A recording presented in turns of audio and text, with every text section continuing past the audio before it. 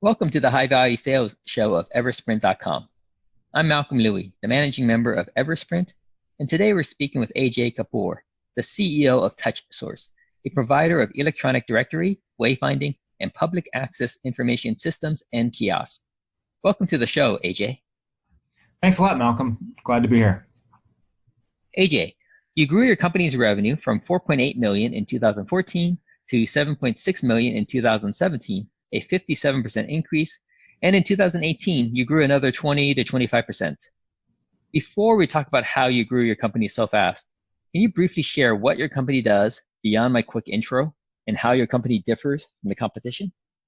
Yeah, sure. So TouchSource is the leading supplier of digital directories and information systems in North America. What we do differently than everyone else is we really focus on a very simplified user experience in which our customers, those going to commercial real estate buildings or retail or hospital, can get a very simple way to get oriented to a place, find information they need, get useful content, and move on, while the property manager or marketing manager that owns the solution can update the technology without needing advanced technical skills and can do things as easy as a click of a button. So that simplicity combined with kind of our focus on a really great customer support experience has been the hallmark of our differentiation in the market. How would you say you differ from the competitors out there in particular? Is it simply the UI that's different for the users as well as your customers, or are there other differences? I mean, the UI is definitely a big part of it. I think simplicity really is where we set ourselves apart from others. When you look at our solution, there obviously is a software element, but it's a physical component, right? It's got a display and a secure enclosure, and it's got to be integrated into the wall or a freestanding unit. We make all of those aspects simple. We make it simple to operate, simple to manage, simple to use. And then if ever people need help or support, they're talking to real life people on the first ring who are really focused on getting them up and are empathetic what they're going through. Our customers are not technologists. They're people who are really trying to serve their customers better. And by us making it simple, we feel like we are very different than our competition in the market. Can you give me an idea of the size of your customers? Are we talking about like a single kiosk inside a department store pointing people in the right direction, or are we talking more of a shopping mall type application? Yeah, so first of all, we have about 9,000 deployed units around North America, and the customers could be all over the map. Some of the largest property management companies that own or operate commercial real estate buildings like CBRE and JLL and Colliers, we're proud to say are very large customers of ours, and all of them have hundreds of buildings that have our solutions. In addition, we're in large healthcare facilities like Covenant Health and Santa Clara Health, and here in Colorado, we're in Rose Medical Center, and all around the country. And then we're really excited to be doing national malls. We started with a Prudential Center in Boston. We've done the shops at 900 North Michigan on Michigan Avenue in Chicago. And now we're working with Starwood Retail Partners and rolling out their 30 malls around the US. So, our customer spectrum can go from a small, commercial office building to a doctor's waiting room, to a very large mall, to a 30-building campus for a university. And we cover the gamut across all of them. Now, what would your kiosk provide in a doctor's waiting room? Yeah, we're actually doing a great project with a provider up in New York, in which we've all discovered that the typical TV in the waiting room has now been inundated with ads. And during the daytime, the largest buyer of ads are big pharma, who is trying to influence the patient decision. So doctors are looking for ways to engage their patients with helpful content, healthy tips, even their own marketing and branding, while not inundating them with content and ads that disrupt the patient-doctor experience. So we have a solution in which we've sourced really great and interesting content on health tips. We've also formed a partnership with a company who has sourced local art from local artists in each geography and digitized them. So now in a waiting room, a patient can see health tips, they can see community calendars, they can see upcoming events, and see local art produced by local artists, animated videos, and just an experience that aligns with the doctor's values, not the advertiser's values if you were to have, say, CNN on in a waiting room. Right. Now, this is not something you did for just one doctor. This is something that you're doing for many doctors across the board. Oh, absolutely. Absolutely. We, just this month, we are shipping almost 200 of those to various practices. So it's a very high growth business for us. As one doctor sees it in a medical office building, every other doctor wants it. Right. And so it's a rapidly growing part of our segment. The example I highlighted in New York is actually a facility that houses buildings that house hundreds of doctors. And we're working with the facility to have a consistent experience across all of their waiting rooms. Right. Now, your doctor kiosk is totally different from the ones that you would see in a shopping mall. How do you guys come up with this idea of going to doctors and providing a kiosk or a portal, I'm not sure how you would describe it, that's better than what they have currently? How did that idea develop? A lot of what we do is think about the user stories and the user experience. So whether it be in retail or an office building or in doctors, we start to think about the people and we take on the personas of who's joining or who's going to be visiting that center. And in the healthcare example, it's fascinating because you have seniors with health conditions coming in. You have people of all age groups. You have family members who are half of the people who visit a medical facility, especially a hospital, are not there for care. They're for support of others. And so you have to take the persona of what people are looking for. When people enter a healthcare facility, many times it's not in a pleasant situation. So we try to put in and anticipate both their concerns and their expectations. Now, hospitals, because of the rise of healthcare in North America, hospitals have been growing almost like Lego blocks attached onto a child's structure, just growing wherever they can. As a result, they are very disorienting. So as we think about the persona of somebody who's coming to a hospital, they are, in need, they are potentially looking to support their friends or family, and they're very disoriented. So taking on that persona, we need to provide comfort, we need to provide simplicity, we need to provide content. And then we also identified there's other resources. One of our customers said it would be amazing if you could just provide a place where a link so our families know where to take their laundry. Provide a link to know what are the closest restaurants for them to do things, to provide a link to get to the local grocery store and other things, because people who are coming to a hospital weren't planning to get there and still need to get life going on. And so part of our kiosks are not just to support how they traverse the hospital, but to support their lives while they're there. Right. Now, did you come up with the idea and then you approached the hospitals and the doctor's offices, or did they say, this TV sucks, we need to find something better, and then they approached you? Yeah, that's a great comment. It's really in partnership. What inevitably happens is we solve a simple problem first for a customer like these healthcare facilities. And for this, where the patient display or the waiting display came from is we were working with the overall building, a medical office building, to provide them, in some ways, just a simple directory, lobby-based directory functionality in 2 languages, because they had a wide diversity of people coming to their practices. But as we started to talk to them, and as they started to highlight issues, we identified that we could help their practices as well.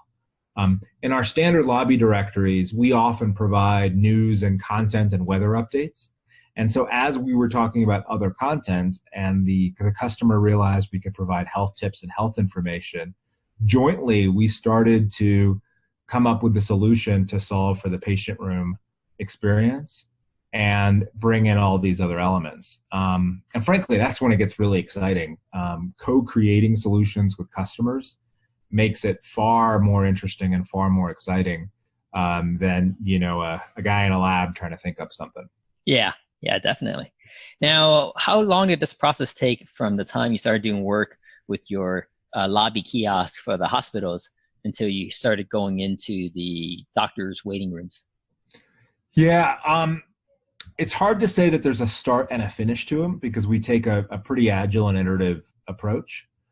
But for this one use case, we went from idea to concept within a matter of weeks, and a prototype to be able to work with the customer on. We built our software platform very agile, and we created quite a bit of API integrations so that we can bring in content sources from all different places. And then we have an in-house team of really, really great digital designers. So they were able to work and create the digital design that brought in all these content sources. We were able to bring in and leverage our content partners. And then we're able to work with the medical office itself to get all of their local branding and content in there as well. And that process, frankly, just took maybe 2 to 3 weeks before we had something up and ready for testing to work with them. And then we started working with scale from there. And now we're doing it across the country. Very cool. Now, I take it your devices are probably all wireless, right? So for you to set up a waiting display in a doctor's office is pretty quick and easy. Yeah, it's really just power and then connecting it to Wi-Fi, and we're up and running. Right. So yeah, I could imagine how you can get a prototype up and running pretty quick. It could simply just be a tablet, right, to start as a very early stage waiting display, and just have that in the waiting room sitting in the corner right off the bat. Yeah, for prototypes, it's about getting a small form factor. Yep. We're fortunate to have very large partnerships with some of the largest commercial display providers in the world, people like Samsung and things like that. So we were able to tap into a variety of different form factors to test and prototype very quickly, and can work with them. Because what's interesting is you bring up a tablet orientation, but then as the medical practice gets excited, this quickly turned into something that they want to do at 65 inches or 75 inches in a big display. Because when you can do things like anywhere from a digital fish tank to a digital art display in concert with useful content, they want it big, bold, bright. And that was a pleasant surprise on the scale and the size desired in these types of solutions. Yeah, you never really know what people want until you actually do it, right? Yep, absolutely. So very cool.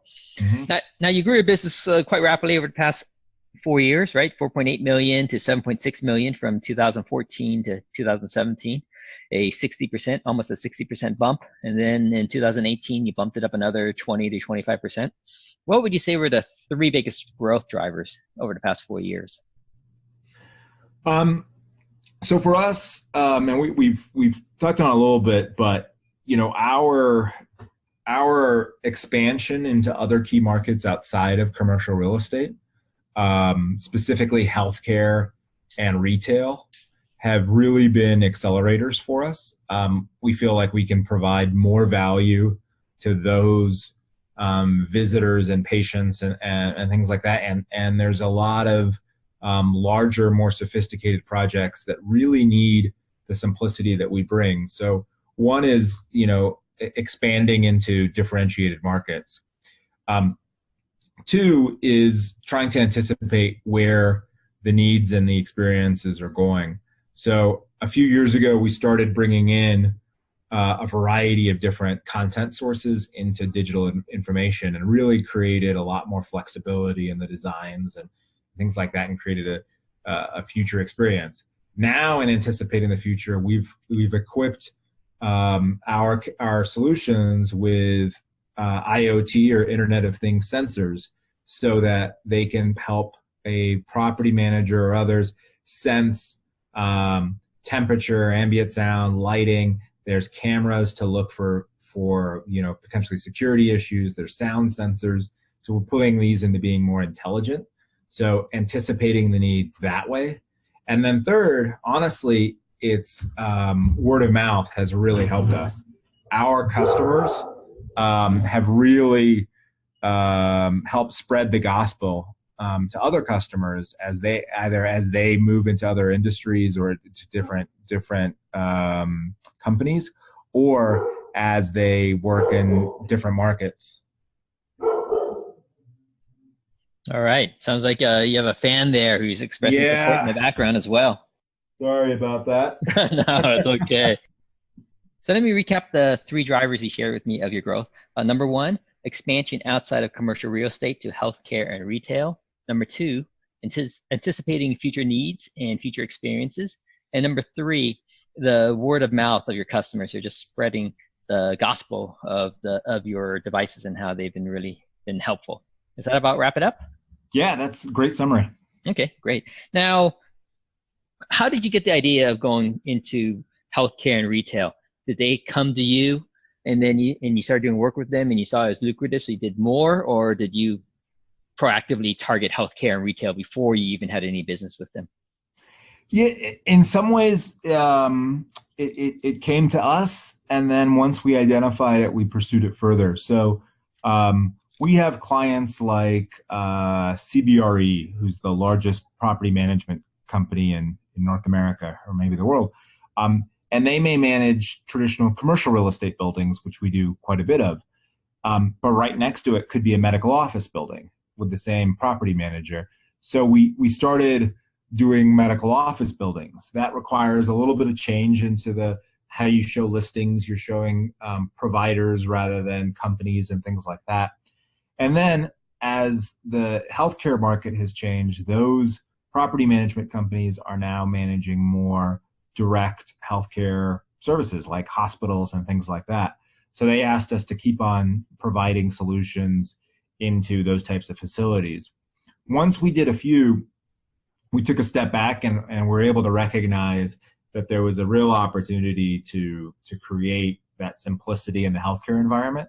And then we took a really focused approach on it. We've added people in the team that have 20 plus years of healthcare experience. We've added customer success managers and designers focused in on the healthcare experience, and really, look at this as something that has its own unique problems and solutions, and really kind of created that focused effort on it to grow it further. Right. And similarly on the retail side as well, similar process? Yeah. Our first very large retail deployment was the Prudential Center in Boston. And what a first one to do, right? One of the most prestigious retail spaces in the country. We learned a lot in that process. And through that, we were able to identify different ways to make it better. As we started a project with a national mall operator, we recognized one big area that they spent a lot of time is a marketing manager has to go to a website and update listings, deals, offers, etc. Then they would have to go to the content management system for their digital directory and do the same. And so we reached out to a company who's the largest provider of marketing websites and marketing content for the retail centers and malls, a company by the name of Placewise Digital, who's also based in Colorado, and forged a partnership to eliminate that complexity on behalf of our customers. So now our customers, rather than going to 2 different places to upload content, they focus on one marketing message. They're able to integrate in national brands through Placewise. We integrate all of that stuff into the kiosk, and our customers can have a fresh, constantly updated digital directory experience with automatically updated maps and deals and offers and events and all sorts of stuff without them having to do anything. And so once we really kind of focused in on eliminating that complexity, it allowed us to really accelerate that retail business as well. Yeah, a lot of the key to moving forward with anything, right, is is keeping it simple, right? Because when things get complex, people just defer the decision. Absolutely, absolutely, and you know, we pride ourselves that the training required to use our technology can be done in under half an hour, and with that, you know, it creates guardrails for us, because if we're going to create something that would require a lot of user training, we probably haven't thought it through enough, and we haven't made it simple enough. And Yeah. so keeping that guidance has helped us really keep it simple. So I often find that when things are kept simple, one way that it's done is by reducing the functionality. Have you found a way to keep it simple, but yet still have wide functionality? Yeah, absolutely. You know, for like the example I gave in the retail space, by leveraging integrations and finding where they're doing duplicate work, you can create tremendous power in the solution while reducing the amount of steps. The other thing we do that's very different in the industries is our designs aren't really user customizable fully. So there's things that a user can do in terms of updating content and putting information into different areas, but we actually have our designers design the actual template that a user's company is going to do. It's a little counterintuitive, because we're now in this realm, this sort of Web 2.0 and 3.0 realm of everyone wants to be their own designer. But what we actually found is leveraging our expert designers in consultation with the customer to create something that's scalable for the customer that they can then use and go forward, makes it vastly simple, and dramatically reduces the time to activation for the customer, increases their experience, and requires a lot less sophistication on the customer, because we partner with them to create that scalable design for them. Yeah. Oftentimes when I see applications, right, oftentimes I go through it, I'm using it, I'm thinking, man, the person who designed this probably isn't a user of the application, because it's so painful to use. But the way you do it, it makes more sense. Yep, you're absolutely right. There's people who spend their lives focused on design, and let's leverage their skills. Yeah, awesome. Now, number 2, anticipating needs and future experiences. You're a second driver. Tell me about your crystal ball. How do you do that? So in some cases, it's not magic. It's about building partnerships with experts in different aspects of the industry and of different industries. So, for example, I had mentioned earlier our focus on Internet of Things and IoT. We're a strategic partner with Arrow Electronics, one of the largest electronic supply companies in the world. By working with them closely, they have researchers and labs teams that are focusing in on things 5 years out.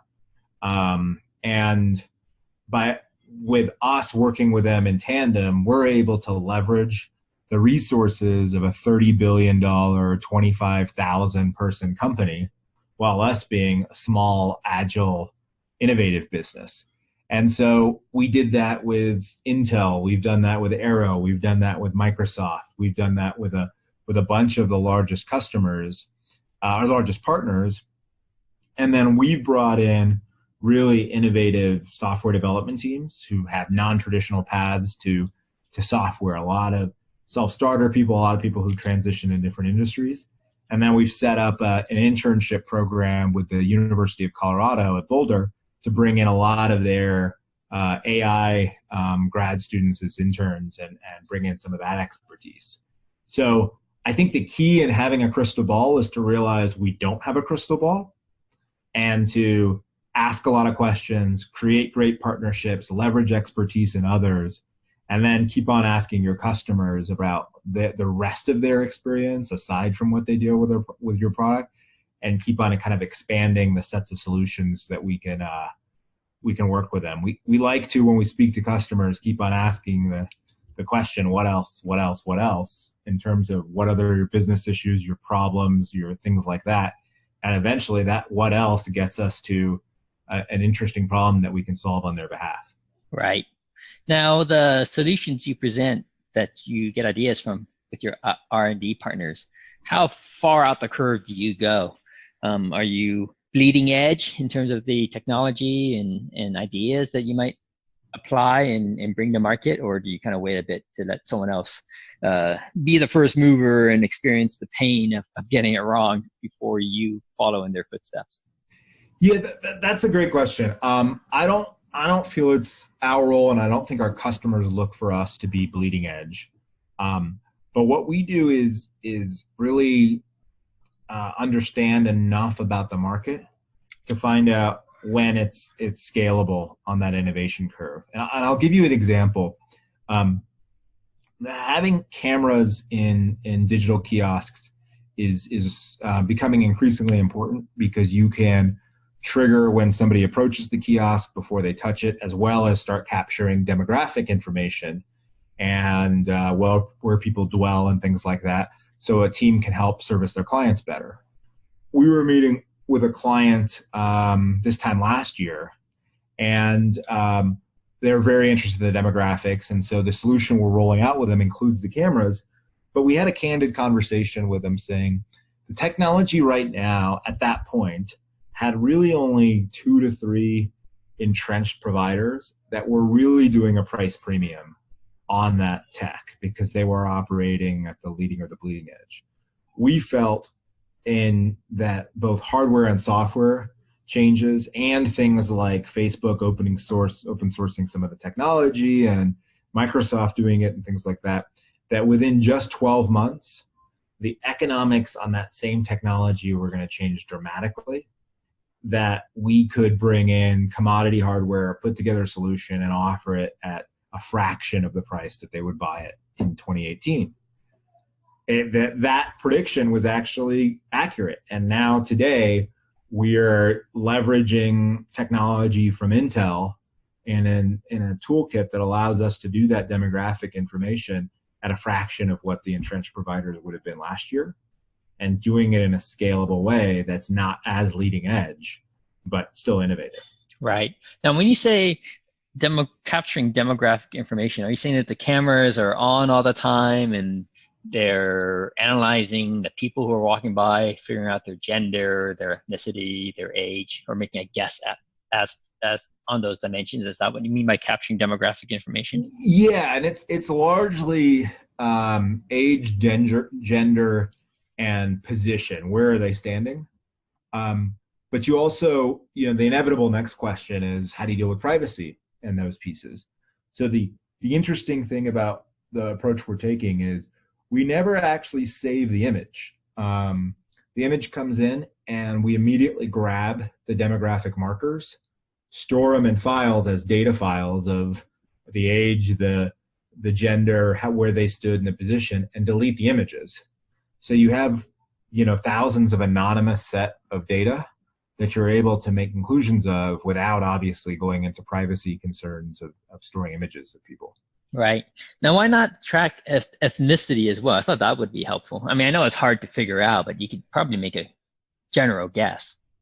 Yeah, I think it likely will get there, and there's probably a lot of tech that does that.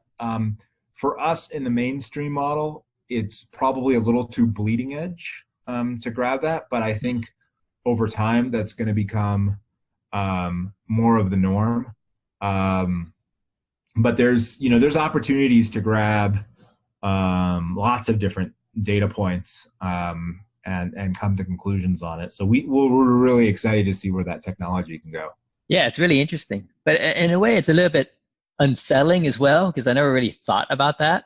And now that you brought it to my attention, I'm going, interesting. And am I comfortable with having a kiosk? And it doesn't necessarily have to be your kiosk, right? Anyone can set up a camera and capture this information anywhere, right? But it's you kind of brought to light a dimension I hadn't considered before. Yeah, and that's where I think it's our duty to really work and make sure we're honoring privacy, we're collecting data in responsible manners, we're ensuring data is safe, and we're taking action that's useful for the end user and not disruptive to their overall experience. Right. And so it is. I mean, it's a fascinating space, but it does come with a great amount of responsibility for us as a provider. Right. Now, with your third driver, the word of mouth marketing that your customers are doing for you, are you proactive in any way in generating those referrals? In some ways. So we do a customer satisfaction survey after every time they engage with our service and support team. Those results have been very positive.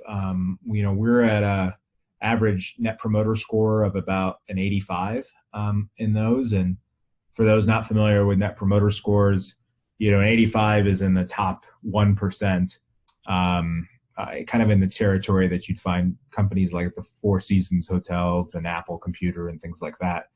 And so as we started seeing all this positive feedback and then customers writing us notes saying, this is great, I'm going to let my friends know, we created a little kind of fun contest in there where people could put in referrals. Once a month, we'll draw, a few of those referrals out of the hat. They'll get what we call TouchSource swag, like a hoodie and a hat and stuff. And we're creating, kind of a community of advocates who really enjoy telling, their peers about the TouchSource solution. It's really helping them. Right. But then also they're helping us identify places for that to expand. So it hasn't required a lot of cultivation because, we do have a very strong service experience. But, nudging it along a little bit, creating some fun around it, some competition around it has really helped grow that as well. Right. Got it. Mm-hmm. So for 2019, what, say we were to do yet another interview 1 year from now to get an update on how things are going, what would you have to see have happened for you to be happy with your company's progress along the lines of, say, the obstacles that were overcome by your team, the opportunities that you captured, and as well as the strengths of your company that you were able to further leverage? Yeah. So I think first and foremost, I look at success as the people first. With us, our most valuable asset is our people. If we speak this time next year, and it's, a team that continues to be engaged and excited and living our values and things like that, that's probably going to get me out of bed fastest in the morning. But if we turn to the kind of the more practical matters of the business, I am very excited about further expanding the healthcare business this year. I feel like we are solving problems for customers in patient experience and waiting room experience. We're actually working with customers on helping communicate the reduction of spread of infection by helping them do sensor-based videos, educating parents on how to wash their hands correctly in neonatal units and things like that. So those types of solutions in healthcare are really exciting, and I would be shocked if this time next year we weren't, didn't have another half a dozen new really interesting stories to talk about in healthcare. And then the last piece is we're seeing a real transition in the way people use real estate and space. WeWork transformed the nature of an office. Now, in urban conversions of old warehouses and stuff are changing the retail experience as people are creating shared and community market spaces. The line between where you work, where you shop, and where you live continues to get blurry. And so the last piece that I think is going to be tremendously exciting in 2019 is us helping the industry, whether it be architects or property teams or retail managers, move and activate these mixed use spaces and help people use space in a more agile fashion, do things that bring in the value of live where you work and work where you play and things like that. And you can do that digitally, right? The digital creates that agile experience that traditional signage doesn't. So I think that is going to be our next frontier. And I'm really excited about where healthcare is going, and then obviously I'm probably most excited about where our people continue to go. Right. Okay. So the interesting opportunities over the next year would be expanding the healthcare business, and then what you mentioned just now about how the change of how people are using real estate, right? The lines are blurring between work and life and living. Absolutely. Right. Okay. Now, what about the objectives, not objectives, the obstacles, the challenges, the dangers, if any, that you need to skirt and avoid and or overcome in 2019? I think like everyone in this fast-growing market that we're in, people risk is probably our greatest risk. I truly believe, as we've talked about our differentiators and simplicity and service and things like that, it all goes back to our people. And so and part of my role as a CEO is really making sure we retain and grow and recruit the top talent that keeps us innovating and with that crystal ball. And so I'll tell you that, and I'm probably in the same seat as almost every other CEO you spoke to. Is I think we all see that people are our greatest upside and our greatest risk. And so for us, creating excitement and a culture and rewards to continue to engage them in a positive way is really important. The other obstacle I would highlight is, we see our buyer, the traditional property manager, their demographics changing quite a bit. If you look at the demographics published by BOMA, the Building Operators Association, there is a very large percentage that are near retirement, and then a new very large percentage that are in 1 to 3 years of the workplace. And so that major shift in our buyer will require us to engage with our customers differently, to really anticipate how this next generation of customers want to buy, how they want to engage, what are they looking at, how do they think about technology. And it's something that we need to keep up on our toes. Otherwise, it could turn into an obstacle. And if we approach it right, it could turn into a strength for us. Right. How about now in terms of acquiring new customers? What the challenges do you see on that front? So I think in our marketplace, there's always a danger of people looking at things and saying, "Oh, I could just do this myself." Right? I can get a smart TV, load up an app, put up some content, and it'll work. And so that creates, as we go into new markets, a concern of people moving to the bottom and the lowest, kind of moving it into a commodity. Now, we strongly feel like our differentiation in consistency and quality and support and experience and simplicity completely overwhelm that. But that does create a potential obstacle in recruiting new customers if they feel like they can go to a low-end solution or a self-created solution or commodity solution for those. So for us, it's important to continue to differentiate and create that value. We're seeing a record amount of leads coming in through our digital front doors. And so for us, it's really important to get to and speak to those customers and make sure we get to that value. I don't think we have an obstacle in reaching a market. I think where that something that could be an obstacle in the future is making sure that market really understands the value proposition. Now, what's the plan for making sure they understand your value proposition? So we've really embraced a value selling approach in which we really believe our role is to solve customers' issues and problems.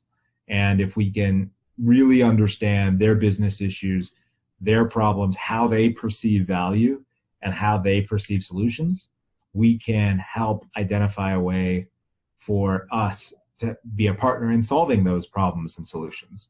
And so what our teams are really focused on doing is not racing to a demo and showing them, features and widgets, but really pausing and spending a lot of time asking questions and understanding the environment, understanding the people that visit, and understanding all those pieces. We really believe if we can create a comprehensive understanding of the customer and their environment, we can create an effective solution and clearly differentiate with them. Yeah, that makes sense, right? Mm-hmm. Because why demo something if that's not what they're looking for? Exactly. Yep. Mm-hmm. Now, a question for you here on you mentioned you're getting a lot of leads through your digital front door. In the big scheme of things, what's the quality of the leads? Are they people that you turn out you want to work with, or are you finding a number of your leads aren't really a good fit? I think they've been pretty high quality. We have a pretty good digital team that and sets of tools that filter out spam and stuff like that. We get a lot of referrals through the website. So one colleague may have mentioned to another, and so we'll get a pretty captive leads coming in that way. We have chat integrated on the website as well, and so I think everyone can always have the some percentage of leads that are just no value and people are using a Hotmail account and stuff like that. But I think we are at, I would estimate 70-80% of the leads result in some degree of deep conversation. No, that's pretty good. That's a really pretty high ratio. And when you say 70-80% of the leads, how many are you getting, say, on a monthly basis? Oh, so I'll be honest with you. What I've been tracking is a percentage year-over-year growth on the leads. But as I'm thinking about it, I'm not sure I even know what the number of leads is there. So I always challenge my teams on growth rate. And so, for example, our January and February leads coming into the website were 35% greater than January, February in 2018. But I'd struggle to tell you the absolute number. Right. Okay. So, all right, good. Now I took a look at your pay-per-click footprint and your SEO footprint, and I see that you have some pay-per-click exposure. You're spending some money, but not a huge amount on it. From the tools I have, it's only looking like maybe $400 to $1,000 a month, and these tools can be totally off on your budget. And then the SEO side, you're getting some traffic there. According to my tools, the value of your SEO traffic is about $200 a month. What's your take on pay-per-click and SEO when it comes to your business? So I think SEO is really important.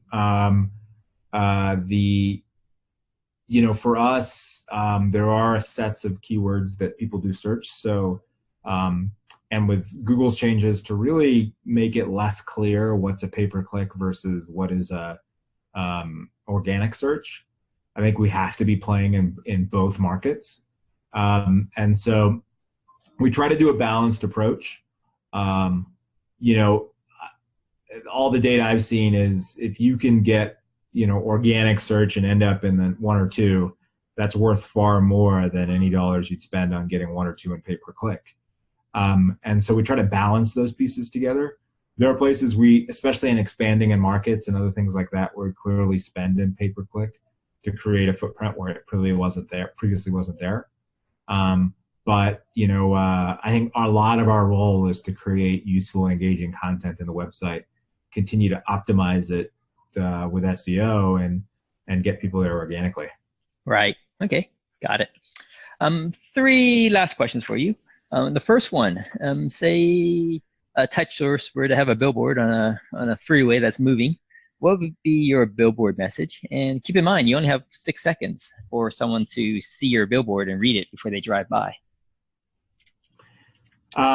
Good question. I think it would be partner with us to simply communicate in your space.